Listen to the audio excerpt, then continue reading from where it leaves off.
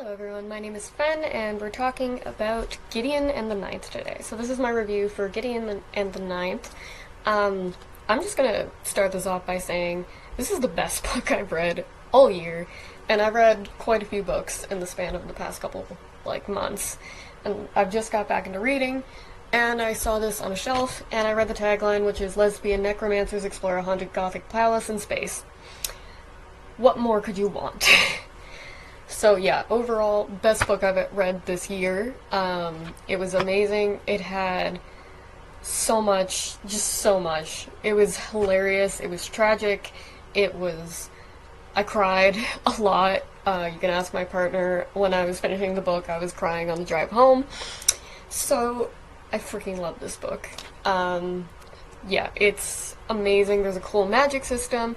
All the characters are super well developed. Gideon owns my heart and soul, and so does Harrowhark. But Gideon is super relatable to me. Just that sassy, sarcastic humor when you shouldn't be funny. That's me. That's just who I am as a person. There's a really cool magic system. Of course, they're necromancers, but the way they are, how they're necromancers, is super interesting to me.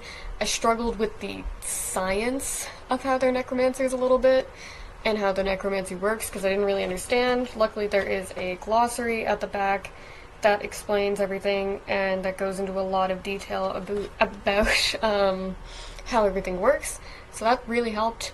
Kind of wish there would have been a map, because I have no clue what this castle looks like, but it's super cool to read about. I just wish I understood more what it looked like. We follow mainly Gideon from the Ninth House and Harrowhark. Gideon is, of course, on the cover.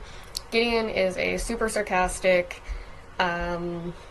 humorous, funny, weird, depressed character. Lesbian, very obviously. Every single female in this book she has interest in. And it's amazing. What a mood. Harrowhark is a more... she's a ruler. She's kind of dark and depressing a lot of the times, but she does have some really good development towards the end that I really enjoyed, and I really loved her character too. There is a female-female romance. There's a lot of mentions of female-female romance in this book, which I find really interesting and really good, because I want to see more sci-fi with female romances, and also female writers in sci-fi and fantasy. So that was really good to have. The background characters are also all really well-rounded. You like them. They're interesting. They're super, they're well-rounded. They have a lot of story, and they have a lot of history to them. You, understand what they want. And it's really good. Now for the story, I'm looking at my notes for the story, and literally the first bullet point in my notes is just whoa. And yeah, that's a mood for the entire story. Both whoa and amazement, and whoa and what the hell just happened. Because I was so confused, especially towards the end, with how, what was happening, because there are so many plot twists. Nothing is as it seems, and everything changes, and oh my god. It is a wild ride, and I love it. It's unique, it's dark, it's very gory. If you don't like gore or sickness or dark themes, you're probably not going to like this book, because it has a lot of that, especially towards the end. There were some very grotesque scenes towards the end that even, I didn't really want to read, and that I kind of skimmed. It gets pretty confusing, especially towards the end. I was reading it, and I was like, wait, when did that happen? And I had to, go back and read it over again. But it's still really good. It has a really unique and interesting premise, and I loved it. I cried a lot at the end, especially. Bawled my eyes out on the drive home, hugging the book, wishing it didn't end that way, and it didn't have to do the things it did to my heart. And I'm so excited for the second book. You don't understand. So, overall, I give this book a 9 out of 10.